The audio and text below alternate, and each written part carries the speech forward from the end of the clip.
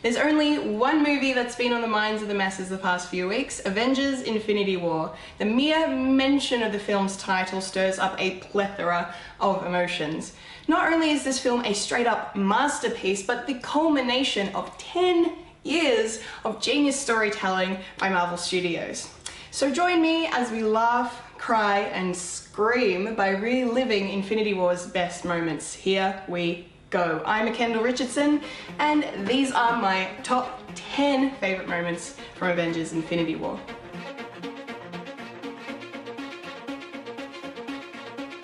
Number 10, Team Cap in Scotland. If there is one thing that this film does well, it is definitely announcing the arrival of its characters. Shortly after catching up with Wanda and Vision, the loving couple are brutally interrupted by an assault from two of Thanos' children, Proxima Midnight and Corvus Glaive. Scarlet Witch expertly shows off the growth in her abilities as she fights to protect her love, but the two Black Order members prove to be a formidable pair. And then, thanks to the beautiful combination of cinematography and composer Alan Silvestri's iconic Avengers theme, Captain America steps out of the shadows, joining the fight, with Falcon and Black Widow not far behind. The trio of Team Cap makes quick work of their foes, catching them completely off guard. It's a stunning sequence and the first glimmer of hope we've seen in this bleak thrill ride. Number 9, Rocket the Captain. In a brief reprieve from all the chaos that fills this movie, the story sees us checking in with Thor, Rocket, and Groot on their journey to Nidavellir. Side note, the fact that Thor can speak Groot because it was an elective on Asgard is everything. But what really makes this scene worthy of its place here is Rocket, assuming the Captain moniker Thor bestowed upon him earlier, sees Thor in mourning and goes to comfort him. Not only does it showcase Rocket's growth as a character, but Chris Hemsworth gives such a heart-wrenching performance as the god who's lost everything. It is crushing to watch Thor begin to come to terms with the loss of his brother Loki on top of everyone else close to him, yet so inspiring that despite it all, he will not stop until he exacts his vengeance upon Thanos, because fate wills it so. Finally, the weight of all of this loss is allowed the time it deserves to properly sink in, and it is done in such a vulnerable yet powerful way. Number 8, Avengers vs. the Guardians. One of the best things about Avengers: Infinity War is characters meeting each other for the first time. Us fans of the MCU knew it was going to be incredible, but we had no idea just how much. The first example of this on my list is the wonderful moment where Star-Lord, Drax, and Mantis intercept the arrival of Iron Man, Doctor Strange, and Spider-Man on Titan. Of course, neither side knows who the other is working for, so what we get is a fantastical fan service display of each character's abilities as they battle each other.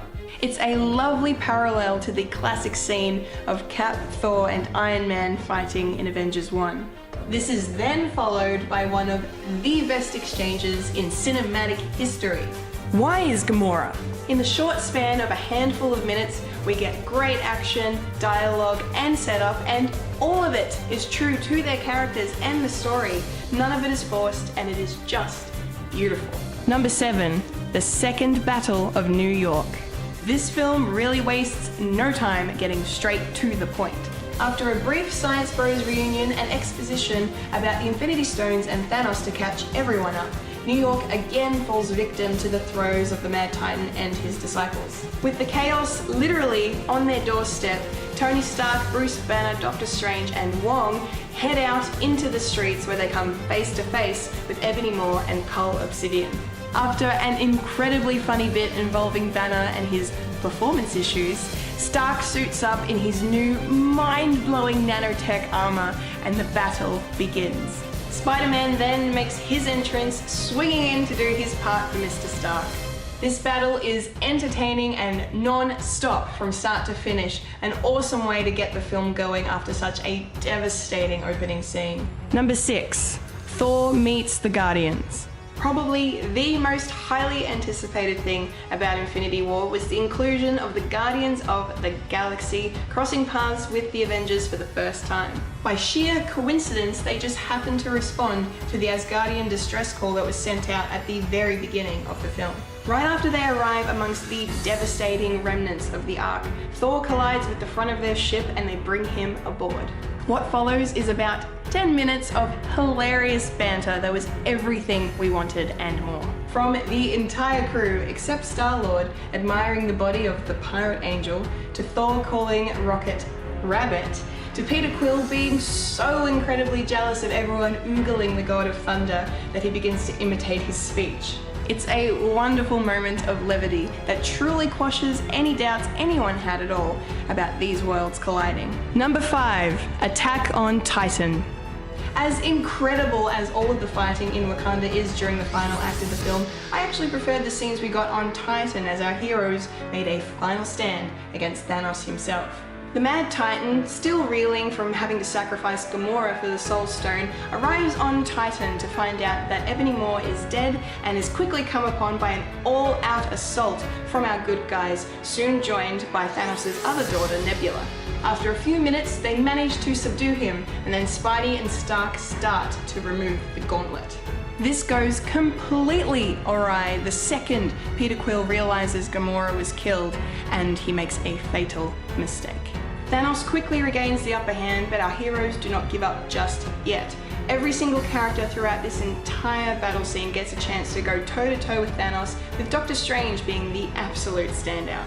Sadly, the fight ends with Thanos' victory after a heart-wrenching scene that almost saw us lose Tony Stark. Doctor Strange gives up the Time Stone and the Mad Titan leaves for Earth, leaving us in a state of shock. Number 4, Snap. You should have gone for the head. I am still so incredibly surprised and devastated that Thanos was able to acquire all 6 Infinity Stones and snap half the universe out of existence. In the words of Quicksilver, you didn't see that coming. Thanos comes face to face with Child Gamora in what we now know is inside the Soul Stone in an incredibly moving scene that almost makes you forget he's the film's villain. Cut back to reality, Thanos escapes, leaving our heroes wondering what's happening. And then comes the single most shocking scene in any Marvel Studios movie to date. One by one, our heroes turn to dust as they begin to fade out of existence. Bucky, T'Challa, Wanda, Sam, and Groot on Wakanda, and then shortly followed by, on Titan, Mantis, Drax, Peter Quill, Doctor Strange, and in the most heartbreaking scene of the entire movie, Peter Parker. The audience left speechless and sobbing, stunned as to what we just witnessed. Despite the fact that we know most of them will be returning, it doesn't take much away from the wreckage caused by the Infinity Gauntlet. Speaking of which... Number 3, Loki Odin's son. What better way to open up your movie and set up your villain than by dispatching of the MCU's most iconic villain, the God of Mischief himself. Sadly, I think this was the one death that we all saw coming, but that didn't make it any easier to watch. It was also the most graphic of the entire film. But he did get one last chance to really shine and show his coming full circle as a character. After being unable to watch his brother Thor die, Loki offers up the Tesseract to Thanos in exchange, but not without a plan. Hearing Loki say the words, "We have a Hulk," is definitely one of the best moments in the entire movie. But when the Hulk fails and Thor is restrained, Loki steps out of the shadows in a last-ditch effort to stop the Mad Titan. He feigns his allegiance, and knowing full well he is probably about to die, lists off all of his titles, and there is one that stands out the most. Seeing Loki call himself Odin's son, and then look meaningfully at Thor, was truly moving and spoke volumes. And then Thor mourning his brother for what looks to be the third and final time broke my heart. Number 2, the Soul Stone. With the Soul Stone being the last of the 6 Infinity Stones to appear in the MCU, there have been countless theories as to its whereabouts. I have never been more happy to say I'm glad we were wrong. No one could have predicted this. Turns out Thanos sent Gamora to locate the Soul Stone for him, but he didn't count on her betrayal. Using Nebula to coerce Gamora into revealing its location, she tells Thanos it's on the planet Vormir, and they soon arrive there to claim it. In what has to be perfect proof of the skill and hard work of the masterminds behind the MCU, the Soul Stone is being guarded by none other than Red Skull himself. There has been so much speculation as to his location after the Tesseract sent him into space, and we finally found out, and the wait was worth it.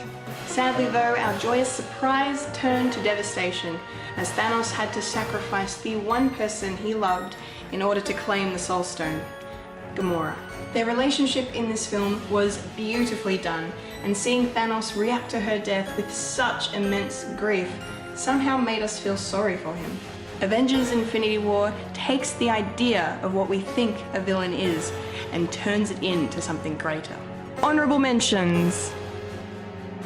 There is literally so much going on in this movie, it is an absolute miracle I was able to narrow it down. Here are 3 moments I couldn't ignore. Dispatching of Ebony Maw. You ever see that really old movie, Aliens? Following the Second Battle of New York, Doctor Strange has been captured by Ebony Maw and has been taken to Titan along with the Time Stone. Thankfully, Tony Stark and Peter Parker have stowed away on the Flying Donut in order to rescue him and prevent Thanos from getting the stone. After some brief banter in which Tony reluctantly accepts the fact that Peter didn't land back on Earth, he asks him to come up with a plan to save Strange. Luckily, the kid has seen more movies than Iron Man, and Stark blasts a hole in the ship's hull, sending them all out into space, Alien Queen style. Whilst not as iconic as the Empire Strikes Back reference from Captain America Civil War, it is a great callback to that moment and a really cool scene where Iron Spider gets to shine as we see his 8 legs come out for the first time. Drax is invisible. Drax the Destroyer gave us so many good moments in this movie, and I just couldn't not mention this one. It was a beautiful way to break the tension without ruining the emotional moment we just watched. Whilst on their way to nowhere to stop Thanos from getting the Reality Stone from the Collector, Gamora has a heartbreaking conversation with Peter Quill. A couple of years have passed since we last saw the pair, and they have now evolved into a romantic couple, which was lovely to see. Gamora makes Peter promise her that if Thanos gets her, he will end her life. The two share a kiss and the camera pulls back to reveal that Drax has been standing there the whole time. Except he's convinced he's invisible. Even still, after Peter and Gamora acknowledge his presence, and Drax does in return. It is absolutely hilarious and so in line with Drax's literal personality. It's disappointing to see his defeat after Mantis enters the room, but it all makes for one of the funniest moments in Infinity War. Nowhere. We haven't returned to Nowhere since the first Guardians film, so it was an interesting parallel to see them fly back through the eye and across the landscape in the same way, but under heavier circumstances. In true Guardians style, this scene combines humour and urgency perfectly to entertain us without sacrificing one for the other, or as Thanos would say, finding a balance. Also true to Gamora's character, she completely ignores Quill's battle strategy, sees her window to strike her adoptive father, and takes it. Thanos lays dying on the floor, leaving Gamora a heaving mess. It is so intense. Unfortunately for our heroes, they were too late. Thanos had already claimed the Reality Stone and used it to fool them into thinking they had defeated him.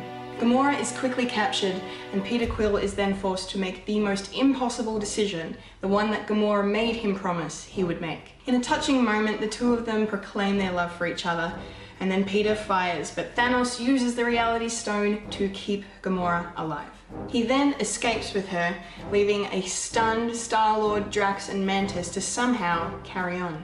And my #1 favourite moment from Avengers Infinity War is Thor, Rocket, and Groot in Wakanda.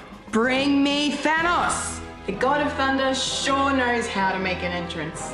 This comes following the excellent and intense scene on Nidavellir in which Thor almost gave his life in order to forge his new weapon, Stormbreaker. In a perfect setup, Thanos' army of Outriders led by Proxima Midnight, Cull Obsidian, and a sneaky Corvus Glaive seem to have completely overwhelmed the Wakandan forces and our heroes.